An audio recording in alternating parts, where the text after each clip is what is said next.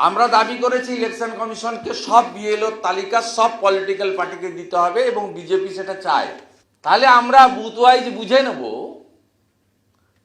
যে permanent employee কোথাও থাকা সত্ত্বেও আপনি তৃণমূলের কথায় পার্মানেন্ট এমপ্লয়িকে করেননি, 1.2-তে চলে গেছেন, একটা আন্ডারটেকিং দিয়েছেন। এই বিডিওরা, এসডিওরা, ডিএমডিসিরা এরা ভাবছেন যে আগের মতো হবে, আরই জাপ্তাব আছে, আগের মতো হবে, সব ধামাচাপা পড়ে যাবে।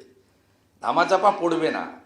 ইলেকশন কমিশনকে আমরা দাবি করছি অবিলম্বে বিএলওদের তালিকা অল অ্যাফিলিয়েটেড পলিটিক্যাল পার্টিকে দিতে হবে, ইলেকশন কমিশনের ওয়েবসাইটে তুলতে হবে বুথ নাম্বার ডিটেলস দিয়ে,